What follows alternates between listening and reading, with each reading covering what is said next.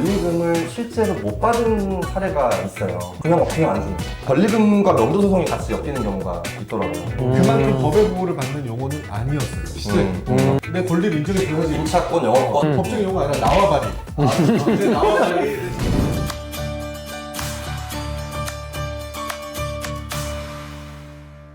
네, 안녕하십니까. 세무회계 지킴의 강민호 회계사입니다. 신희망 회계사입니다. 오늘은 파운더스 법률사무소의 대표 변호사인 하준규 변호사님을 특별히 초대했습니다. 먼저 자기소개 한번. 네. 파운더스 법률사무소의 하준규 변호사입니다. 맞습니다. 저희가 유튜브 한 지 벌써 2년 그렇죠. 넘었는데 그렇게 오래 했어요? 지금 구독자가 몇 명? 1000명? 와, 야, 이렇게 전문적인 분야에서 되게 많은 거죠. 최근에 이제 저희가 그 1000명을 약사라고만 생각하고 지금까지 찍어왔는데 네. 비약사가 볼 수도 있다는 사실을 깨달아서 조금 이렇게 처음으로 게스트도 모시고 첫 게스트예요? 맞아요. 아, 진짜? 맞아요. 첫 게스트고 네. 그동안 어떻게 했냐면 그냥 저희가 알고 있는 약국 세무, 약국 회계, 또 약국 경영 운영에 대한 지식을 전달하는 것 위주로 했었거든요. 개개인의 이런 뭐랄까 개개인의 캐릭터를 좀 녹여내는 그런 대화를 해보려고 하는데 그 이번에 세금 얼마 내셨어요? 세금. 지난주에 내셨죠? 그거 되게 민감한 질문인데. 민감한 질문인데 세금 내셨죠? 그래도. 냈죠. 예, 2분납. 성실사업자가 아닌 적이 없었을 거예요. 아니 근데 어쨌거나. 대부분 그런 편이죠. 아니, 분납 안 되면 근데 너무 힘들어. 왜냐면 이 돈을 준비는 하지만 이 정도는 이렇게 될 줄 몰랐기 때문에 그게 그죠. 힘들어서 왜 탈세하는 그런 나쁜 마음을 먹는지 하지만 그러면 안 된다는 걸 이제 명확하게 그러면 이제 네. 또 저한테 오셔야 되니까 오셔야 되니까. 네. 이거는 뭐 저도 한때 궁금했던 건데 내용증명은 왜 이름이 내용증명이에요? 정확하게 말하면 내가 세부를 가지고 가요. 내용증명을 보내려면 네. 그래서 한 분은 이제 내가 갖는 보관용이고 네. 한 분은 우체국이 가지고 있어요. 우체국이 가지고 있고 한 분은 상대한테 가요. 그래서 이게 상대한테 이 내용으로 보냈다는 거를 이 우체국이 증명을 해줘요. 우체국이 법률 서비스에 연계해 준 거네. 뭐 그런 거죠. 그런 네. 셈이네. 나중에 이제 판사가 너가 이 우체국이 이 내용을 증명을 해준다. 내용 증명. 유명하신 분을 모셨기 때문에 저희가 몇 가지 질문을 이제 준비해봤는데요. 하나 요거예요. 권리금을 실제로 못 받은 사례가 있어요. 근데 못 받은 사례는 뭐 두 종류인데 원자는 그냥 안 주는 거. 알고 보니까 협의했던 권리금이 세금을 다 뭐 양도약사가 부담하기로 하고 팔았다. 그러면은 원래 5억 줄 거를 뭐 다 5천만 줘도 되고. 그럼 이제 5천만 원짜리 일이 전자인데 권리금과 명도소송이 같이 엮이는 경우가 있더라고요. 예를 들어서 임대차 보호법의 보호를 받는다고 예상하시고 살아오셨는데 이제 어느 날 건물주가 말씀하시는 거죠. 내가 건물을 팔려고 한다. 건물 팔려고 하는데 새로운 매수자의 조건이 이 자리가 약국을 없애버리려고 한다. 그래서 권리금을 못 받고 나가시는 경우가 있어요. 명도소송까지도 가고 또 명도소송에서 잘 끝나면 좋은데 이제 임차하시는 약사님도 안 나가버리세요. 저 같아도 안 나갈 것 같아요. 실제로 권리금 회수 기회 보호권 이런 게 법적으로 있는 용어인지 아니면 그냥 상가임대차 보호법의 한 꼭지 해석의 용어인 건지 이런 것 좀 말씀 주시면. 원래 이제 권리금이라는 거는 약국이나 이런 거에 대해서 내가 권리를 가지고 있고 그걸 금원으로 환산해 달라 이렇게 요구하는 그냥 시장의 저작거리의 용어로 시작을 한 거예요. 그래요? 네, 그냥 이거 내가 뭐 예를 들어 내 자리값 내 권리를 인정해줘야지. 임차권, 영업권 뭐 이런 거. 그럼 법적인 용어가 아니라 나와바리. 내 나와바리, 내 자리값. 그래서 이게 무슨 법적인 용어로 생각하시는 분들이 많은데 그만큼 법의 보호를 받는 용어는 아니었어요. 시작이. 그래서 지금도 권리금 자체를 내가 법적으로 보장받는다 이렇게 생각하시면 안 되고 근데 다만 이제 상가임대차보호법 제10조의 4에서 건물주가 이 권리금을 이제 못 받게 하고 내가 가로채는 경우가 많기 때문에 그쵸. 그거는 하지 말아라. 우리 법이 이제 규정하는 건 딱 그거 하나예요. 이런 거죠. 요 약국 자리가 만약 권리금이 10억이에요. 그럼 100억짜리 건물을 110억에 팔아버리는 그렇지. 거죠. 자기가 그 이익을 가로채는 거는 맞겠다. 보통 그래요. 근데. 네. 상가임대차보호법 10조의 4에서는 이제 권리금 회수 기회 보호라는 거를 이제 명시화했어요. 그래서 이제 건물주가 이제 신규 임차인과의 계약 체결을 뭐 아무런 이유 없이 거절한다거나 그런 경우에는 그거를 이제 불법으로 규정을 하고 그에 대해서 이제 의도적으로 막는 것들을 이제 못하게 해놨죠. 실제 이제 약사님들 제일 질문은 그거예요. 사실 10년이 지나서 나는 이제 사실 권리금 회수 기회 보호가 없다라고 생각하시는 약사님 일단 제일 많고 그다음 두 번째가 새로운 약사로 내가 본인이 직접 들어오겠다. 보통 약사가 건물주인 경우가 많거든요. 그런 경우 대응 방안이 있죠. 있나요?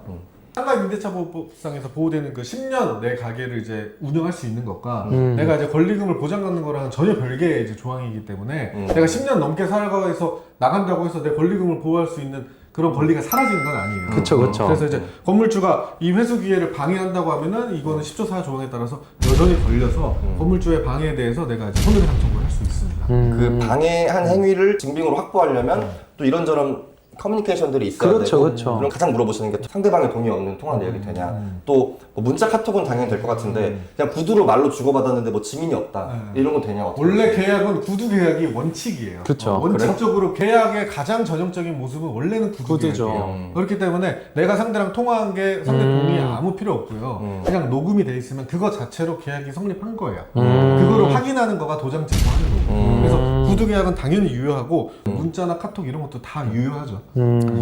너무 높은 이제 임차료를 요구한다거나 그래서 계약 자체가 성립이 불가능하게 하는 것들 이런 것들도 다 방해 행위로 봅니다. 아니면 네이버 부동산에 막 안 올려. 부동산 업자들한테도 말도 하지 말도 안 해. 않아. 내놨다고 자기 속으로만 생각해. 그렇군요. 사실 방해 행위거든요. 네. 그래도 상식적인 노력을 했는가 이런 것도 뭐 첫 번째 질문을 조금 정리해보면은 10년이 지나도 권리금 회수 보호는 받을 수 있다. 네, 다만 그거를 받으려면은 실제 방해 행위에 대한 특히 방해 행위에 대한 체증들이 필요하고 그 체증은 동의받지 않은 통화 내역도 뭐 충분히 가능하다. 네. 모을 수 있는 것들은 다 모으고 모을 수 그쵸, 있는 거다 그쵸. 모으고. 네. 항상 휴대폰 통화 녹음을 켜놓고 이런 하시는 게 좀 필요합니다.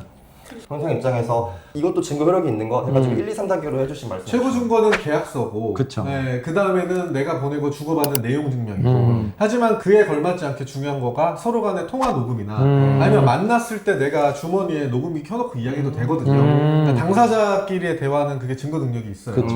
그래서 그런 것들 그다음에 문자, 카톡 이런 것들도 모두 다 증거가 돼서 만약에 내가 분쟁 상황이 예상이 되고 큰 돈에 대한 이야기를 하게 된다고 하면 꼭 증거를 수집할 생각을 하고 임하셔야 된다. 네, 좋은 게 좋은 거다. 뭐 어떻게 잘 되겠지 이렇게 막연하게 기다리시면은 그 한 달 전 통지해야 되는데 한 달 자정 5분 전에 통지 받고 끝날 수도 있어요. 네, 그런 와, 것도 꼭 대단한 조심하셔야 사람이다. 돼요. 대단한 사람이다. 예, 이번 사례로는 이제 약화 사고에 대해서 좀 알아보겠습니다. 약사님들이 되게 많이 걱정하는 것 중에 하나가 약화 사고가 일어났을 때 내가 어떤 책임이 있냐. 보통 약사님들이 대다수가 있잖아요. 약화 사고 대비해서 보험 정도는 조금 들어놓는 걸로 알고 있어요. 이게 만약에 심각한 사고가 발생해서 환자가 뭐 큰 상해를 당했다. 그런 경우 어느 정도까지 책임을 질 것인가.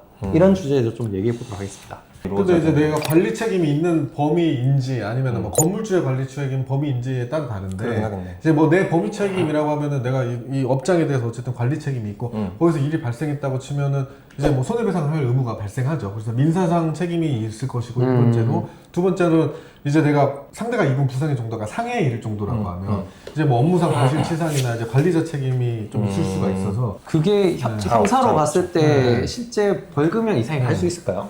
그렇죠. 네, 업무상 과실치상 나오면은 벌금형 이상이 나올 수가 있어요. 벌금이나 뭐 정말 심해서 막 사망에 이른다 이러면은 이제 집행유예 정도까지 나올 수 있고. 두 가지로 나눌 수 있을 것 같아요. 역시. 하나는 진짜 약이 잘못 들어가서 그 약을 먹고 뭐 화학, 뭐 생물학적으로 조금 피해를 봤다. 이런 거 하나 있을 것이고 제가 들은 사례는 그런 거였어요. 그 요새 이제 큰 약국들 많으니까 이렇게 인테리어 좀 과하게 한 거예요. 좀 이쁘게 하고 하다 보니까 이제 가다가 환자분 이렇게 툭 친 거예요. 근데 그게 이제 무너진 거예요. 근데 그런 것에 있어서 그 약사님 말씀을 들어보니까 뭐 돈 주는 건 괜찮은데 보험도 있고 한데 이게 뭐 영업 정지라거나 형사 책임으로 갈 수도 있는 건지를 궁금해하셨는데 상해에 이를 정도로 심각한 수준이어야 이제 그 정도로 이르게 되는 거고. 그러면 아까 일반적으로 처음 얘기했던 그 약화 사고도 비슷한 논조일 수 있을 것 같은데요. 좀 달라요.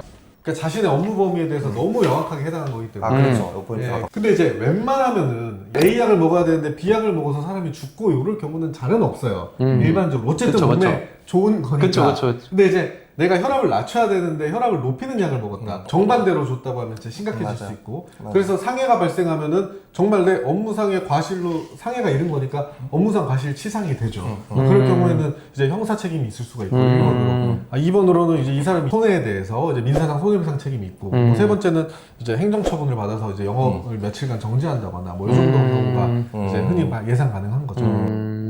그러면 진짜 살면서 만약에 한 번은 이런 일이 생겼다. 예를 들어 직원 실수로 이런 일이 생겼다라고 하면은 궁금해요. 어떤 식으로 말하는 게 제일 좋을까요? 신뢰가 서로 바탕이 된 사회에서는 내 잘못을 먼저 인정하고 90도로 인사하고 이게 되게 일본 드라마나 영화에서 많이 보통 나오잖아요. 그렇죠. 그게 멋있는 시나리오인데 일단은 마음의 상처가 굉장히 좋아요. 힘드시겠군요. 힘드시게 마음의 상처를 드려서 죄송합니다. 당연히 의도한 건 아닌데 경위를 일단- 한번 파악해 보겠습니다. 네, 경위를 파악해보고 건강 회복이 우선이니까 같이 한번 병원에 가시죠. 그리고 이제 파악해보고 문제가 있다면은 제가 당연히 배상해 드려야죠. 요 정도 선을 가시는 게 가장 좋습니다. 무조건 제 잘못입니다 이런 말은 법적으로 향후에는 매우 불리하게 작용할 수가 있어서 사과는 진짜 조심해야죠.